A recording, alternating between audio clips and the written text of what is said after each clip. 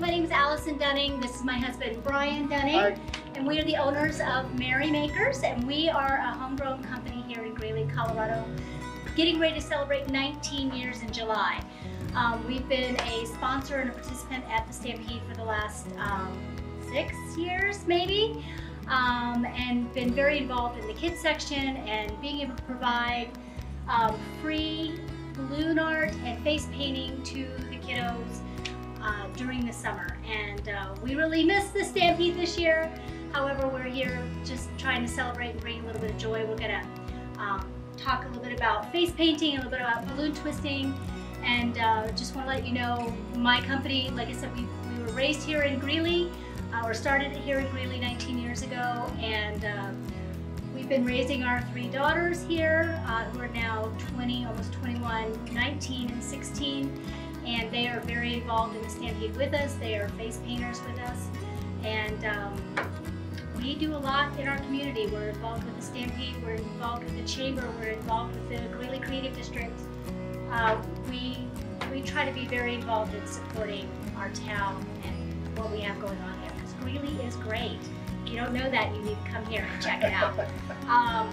So we are gonna probably start with some face painting. We have my office manager, Heather, here, and her 2 most amazing children. All right, we're here today with Wyatt, my volunteer to get face painted, and we're gonna do a dragon on his face. And he loves dragons. He requested green, and so we use a mix of different types of face painting paints, as they are Wolf Brothers and Fab. We found to be some of the best paints out there.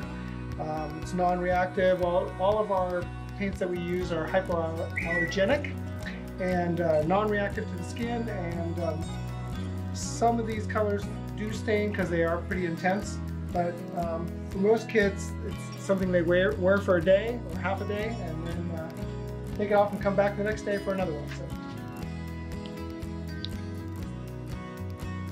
just going to lay in the shape of this guy.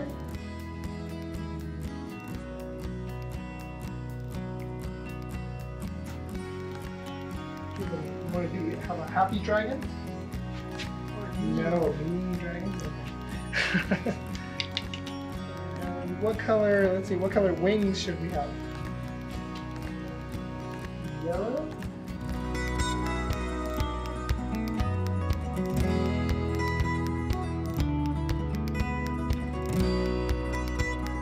Yellow, I need something to stand out. Let's do dark green.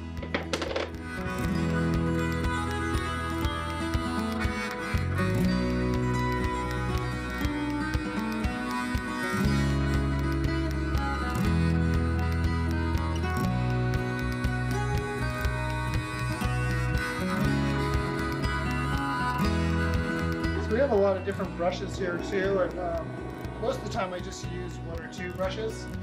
I've used like a scripting brush and then a wider brush to lay down the shape.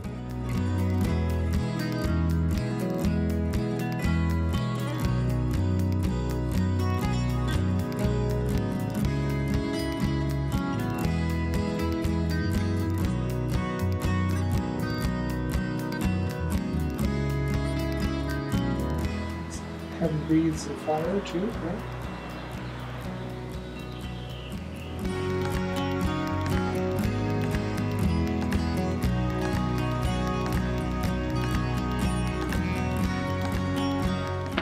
Right, voila.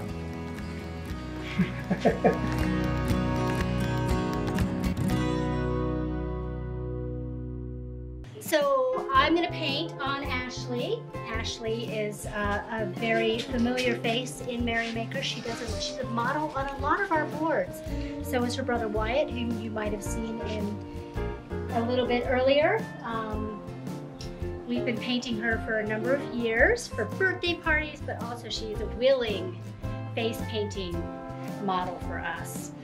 We have to beg, borrow, and steal children sometimes to be able to paint them. So Ashley has asked for a unicorn, and I'm going to do a unicorn with a rainbow, so because it's one of my favorite designs. So my water's really cold, okay? So Our makeup, it is, a lot of people call it paint, but it's actually makeup. It's formulated for the body. It is FDA approved, non-toxic, and it is really a good product. You don't have to be a professional, just use good product because you're putting it on the skin, and the skin is very absorbent. So we do use makeup, we spend good money, make sure we have the best product we can have. So I have our rainbow. This is a palette, believe it or not, comes this way. We can buy them in different shapes, colors, whatever. And so this allows me to lay down that rainbow really, really fast.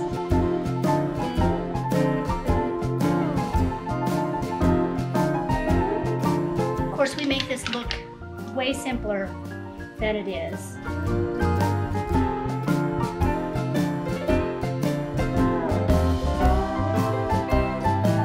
So our makeup is water-based. So we just re-liquefy it. So the drawback to that is in the summertime, we do a lot of sweating. So the makeup tends to re-liquefy, and if you can do everything in your power not to touch it, you won't smear it. Unless, of course, you're getting doused in a dunk tank, then there's nothing we can do about that.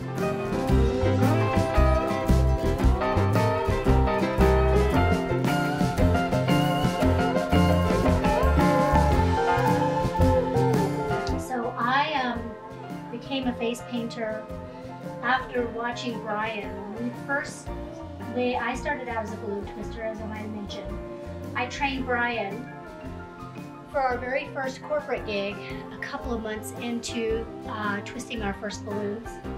And how it all started is we went on vacation to go visit Brian's family in Washington, D.C., Washington State.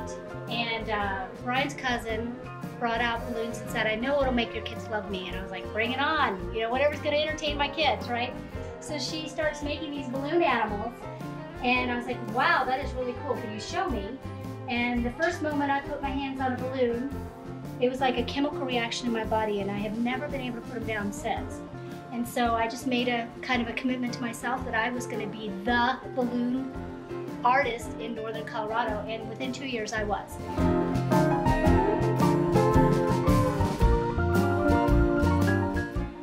So when we were first starting in the face painting realm, we realized, because Brian brought out, I don't even remember what products we were using. Snazaroo. We bought Snazaroo, which is a good beginner makeup to use for this. And he went out for the first time and started painting these scenes on people's faces, and this was 19 years ago. So people were like, "Wow, we have never seen anything like that." And we knew right then and there we had something. We had something very unique. And I'm a reluctant student when it comes to my husband, and I don't know if any of you wives have the same experience, but I did learn. And we've been to many competitions. I don't even remember what year it was. We went to Fabiac, which is down in New Orleans. And Brian, of course, took first place at the master's level for a little baby dragon coming out of a shell. Every time the picture would come up on the screen, the whole audience would go, "Oh," like that. It was so cute. I think I took a silver at the intermediate level at the time. And so that, yes, there are competitions for it as well. So it's just a lot of fun what we do and being involved. We get to create art every day, not this summer so much, but every day. And we get to bring joy to people, and what a better life, I mean, better thing to do in the world than that.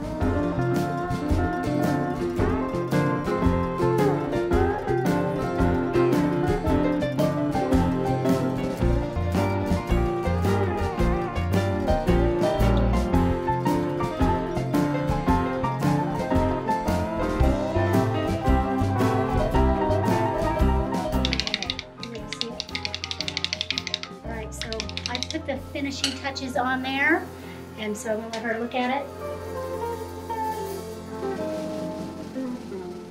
So I often say my superpower is balloons, and I do actually believe that 100%. And I love balloons. I teach balloon creations. What you see behind me is a chuhuli art, or chuhuli column. So this is generally a pom-pom, but when you start curling up the creations behind it and creating curves, it becomes a chuhuli. So they're fun, they're great for parties, all sorts of stuff. I have to plug the Balloon Art by Merrymaker side of my company because that's the balloon decorating side. And that's the side I train people internationally, worldwide, at conventions. Float convention, I teach balloon walls and all sorts of fun stuff. So what we're going to talk about today is I'm going to teach you guys how to do 2 balloon animals. I'm going to bring in our studio audience, which is Wyatt and Ashley, and I'm going to teach them how to make a sword. So anyways, what we have here is a balloon apron, and we fill these up in the summertime, generally once a week, sometimes twice a week, depending on how busy we are and what kind of parties we're doing.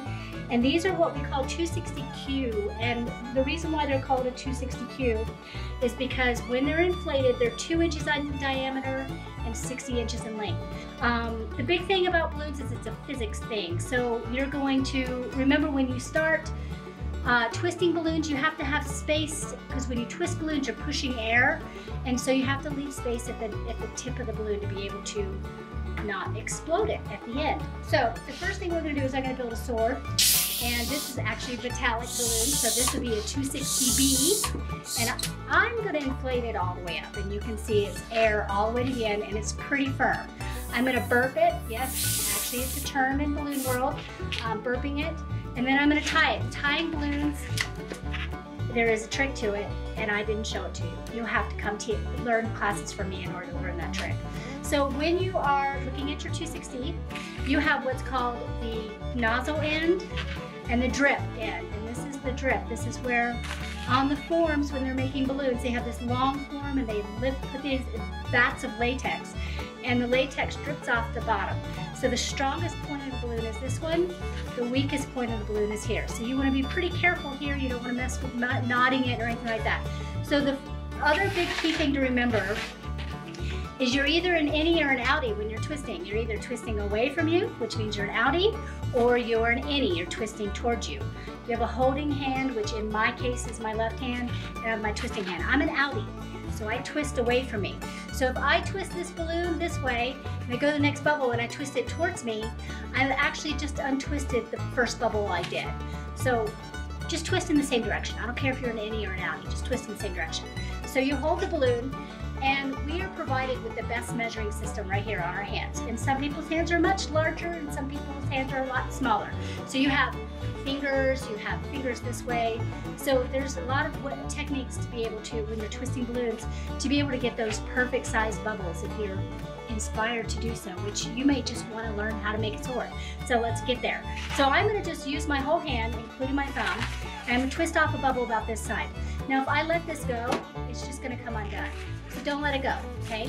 This is a pretty key point. You can see I'm resting it in the corner of my hand right here. The second twist I'm going to make is called a loop. All I'm doing is folding the balloon like this. Remember, I make this very easy, and I am not scared of balloons. They'll pop on me and I'll just yell woohoo. So once you have your loop, I'm actually going to take this part of the bubble here and this part of the bubble, and I'm going to squish them together, and I'm going to twist just like this. Give it a couple of twists, and if you pull it apart from each other, it won't make as much noise.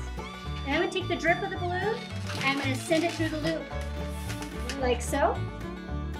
And then I'm going to square off the back of my balloon, and I have made a pirate sword on guard. So the next balloon that everybody needs to learn is called a balloon dog. I know, we all need to know how to do a balloon dog. So I am going to twist this balloon up. I'm going to leave a little bit of room on the end, not very much.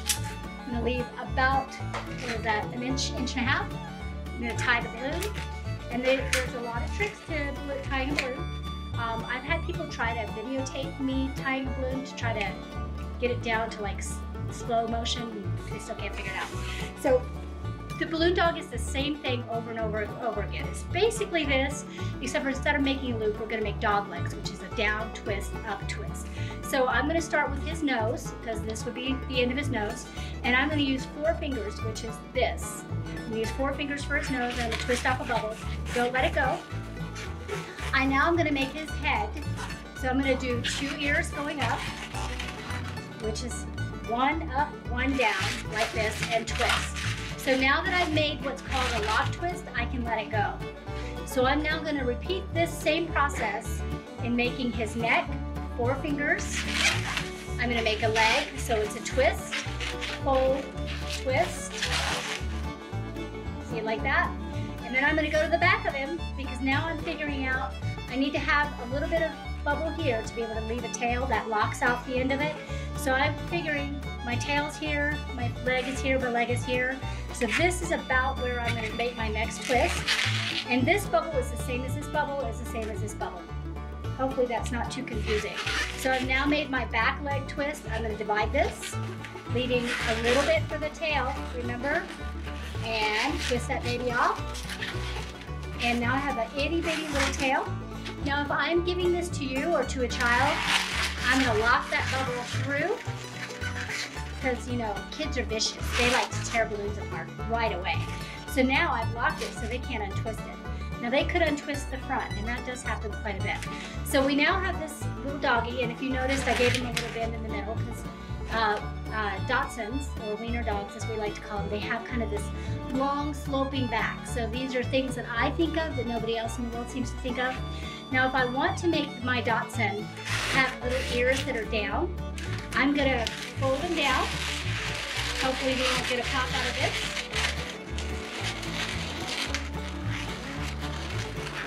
Not for beginners here. And now his little ears are down, like that. So I put little eyes right there, little mouth. I don't like to give balloons without eyeballs because I think balloons should be able to see too. It's just me, I'm biased about that one too. So there is my balloon dog. So are we ready for our studio audience? So remember what I said about the nozzle? So put your nozzle in your left hand so you have yours backwards, like that. Your nozzle's out. Okay, so the first thing we're gonna do is we're gonna twist off our first bubble. We're gonna go about this big. So from this side of your balloon, so let this side go. You're gonna go about right here. Put your hand right here. And I want you to squish it. Well, let's squish it. Let's use your left hand. Squish it here. Squish it way down here.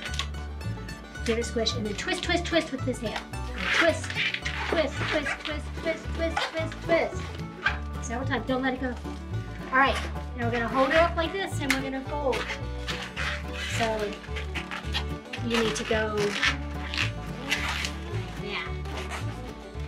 Yeah, Wyatt, you are on the ball today, bud. So we've got this. So now what we're gonna do is we're squishing this together. You see that? So we're gonna take our hand. We've got it held here. You guys are doing good. We're gonna twist, twist, twist. So twist, twist, twist, twist, twist. The worst thing that'll happen is it'll pop. And you just gotta be ready for it. You just gotta be excited. You gotta squish and twist. Squish. There you go. This is the part. Alright, so we're pretty okay right here. So now what we're going to do is we're going to take the drip. So go to the end of your balloon. And you're going to stick it through the loop. Push it through the loop. I made my loop too big. Keep going.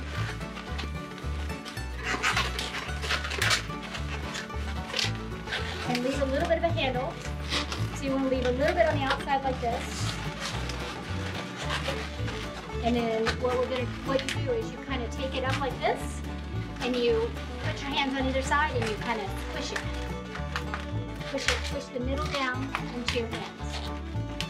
Yeah. Thank you very much. It's been fun. I wish we were seeing all of you actually at the Stampede, but we will do all this better and way more fun next year in 2021, okay? That rhymed.